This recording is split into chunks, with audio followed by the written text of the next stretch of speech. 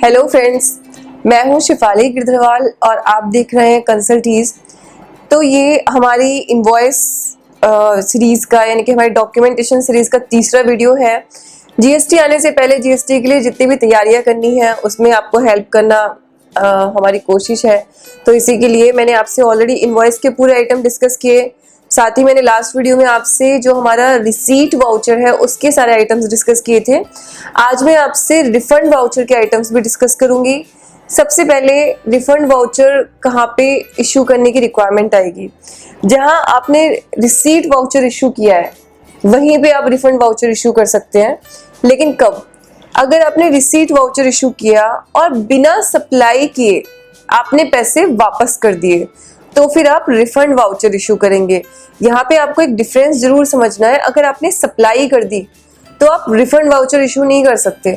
आप अगर रिफंड के प्रोविजन भी देखेंगे सेक्शन 54(8) में, तो वहां भी उन्होंने लिखा है कि अगर आपने सप्लाई कर दी तो आपको रिफंड नहीं मिलेगा। सप्लाई करने का मतलब है कि वो टैक्स उनकी जीएसटीआर में चला गया और हो सकता है कि आपके बायर ने उसका क्रेडिट ले लिया हो।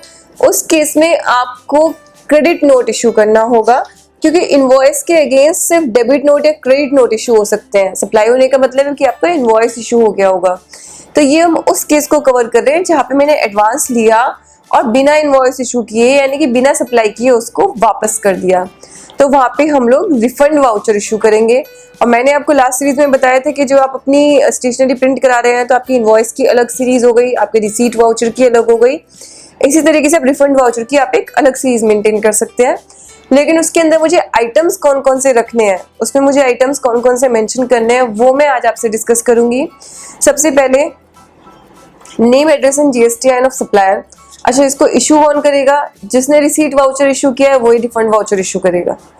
तो आप ही को रिफंड वाउचर भी इशू करना है, तो उससे आपका रिसीट वाउचर अपने आप क्लैश हो जाएगा, अपने आप खत्म हो जाएगा वो। सबसे पहले name, address and GSTIN of supplier यानी कि अपना name, address and GSTIN. Second item is आपकी सीरीज 16 कैरेक्टर तक, सीरियल नंबर उसका, तो सीरियल नंबर आप 16 कैरेक्टर तक, जैसा रिसीट वाउचर के केस में मैंने आपको बताया था वैसा ही यहाँ पे भी हमें लिखना है।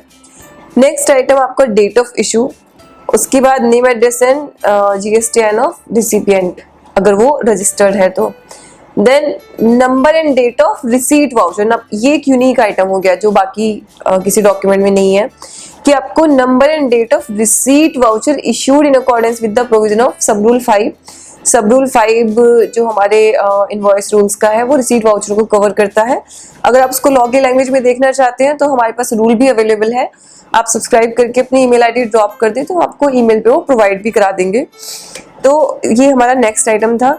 डिस्क्रिप्शन ऑफ गुड्स, जिनके लिए आपने रिफंड किया है वो डिस्क्रिप्शन ऑफ गुड हमें रिसीट वाउचर में भी देना ही था।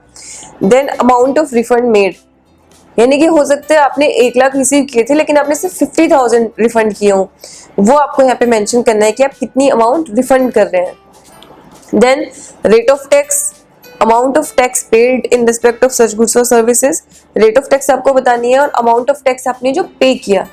देखिए, पहले जब आप रिसीट वाउचर इशू कर रहे थे तो मैंने आपको कहा था आपको रेट नहीं पता या आपको नेचर ऑफ सप्लाई नहीं पता तो आप क्या करोगे। लेकिन यहाँ पे चूंकि आप रिसीट वाउचर ऑलरेडी इशू कर चुके हो तो वहाँ पे आप सप्लाई का नेचर वेचर डिसाइड कर सकते हो, जो आप टैक्स पे करना था वो कर चुके हो, तो यहाँ पे वो प्रॉब्लम आपको नहीं आएगी। जो आपने वहाँ पे पे किया था वही आपको यहाँ पे मेंशन करना है। The tax you have paid in respect of that advance, वो आपको मेंशन करना है यहाँ पे। Whether the tax is payable eight reverse charge basis, अगर रिवर्स चार्ज बेसिस पे टैक्स पेबल था तो वो आपको यहाँ पे मेंशन करना है, क्योंकि टाइम ऑफ सप्लाई के हिसाब से फिर पेमेंट की लायबिलिटी उधर आ जाएगी तो ये उस केस में कॉम्प्लेक्स हो जाएगा, तो वो आपको स्पेसिफिकली यहाँ पे मेंशन करना होगा। And the last item is signature और डिजिटल सिग्नेचर, मतलब आपको यहाँ पे अपने सिग्नेचर करने होंगे। तो ये हमारे आइटम्स थे रिफंड वाउचर के, और रिफंड वाउचर आपको तब इशू करना है जब आपने एडवांस लिया और एडवांस को लेके आपने वापस कर दिया। यहाँ पे आपको एक बात का ध्यान रखना है कि जो आपने एडवांस रिसीव किया अब उसको आप इंक्लूसिव ऑफ टैक्स मान रहे हैं या आप उसके ऊपर टैक्स पे कर रहे हैं, ये आपको एक बार देखना पड़ेगा। ये आपको ध्यान रखना पड़ेगा कि आपका रिसिपिएंट आपको जो पे कर रहा है आप 1 लाख रुपए में इंक्लूसिव टैक्स मान रहे हैं या आप 1 लाख रुपए को एक रिसीट मान के और उसके ऊपर टैक्स आप एडिशनली खुद से पे कर रहे हैं। ये आपके डिस्क्रिप्शन पे हो सकता है, क्योंकि वो अभी आपसे फाइनल पेमेंट नहीं हुआ है, सप्लाई नहीं हुई है, इनवॉइस नहीं हुई है, तो that will be depending on you, तो वो आपको एक बार देखना होगा। साथ ही मैं फिर से बोलूँगी कि यहाँ पे आप एडवांसेस को अनआइडेंटिफाइड एडवांस आप नहीं रख सकते अपने बिजनेस में। तो किसी से कोई भी एडवांस रिसीव करने से पहले आपको ध्यान रखना पड़ेगा, इस तरह की शैम ट्रांजैक्शन आप नहीं करें। तो ये हमारे बेसिक प्रोविजंस थे related to the refund voucher, receipt voucher, advance voucher, advance receipt voucher और रिफंड वाउचर। ये हमारे दो अलग टाइप के डॉक्यूमेंट्स हैं जीएसटी के अंदर। तो इनको हमें पहले से उनके आइटम्स देखना, उनको समझना ज़रूरी है ताकि फ्यूचर में हमें प्रॉब्लम नहीं हो। ये हमारे सारे के सारे आइटम्स थे।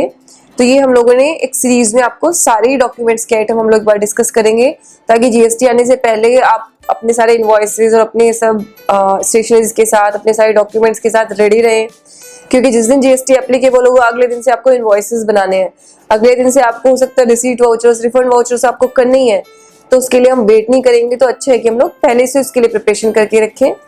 और इसी तरह हम आपकी हेल्प करते रहेंगे। आपकी कमेंट से, आपके लाइक से, आपके सब्सक्रिप्शन से हम लोगों को हमेशा हिम्मत मिलती है।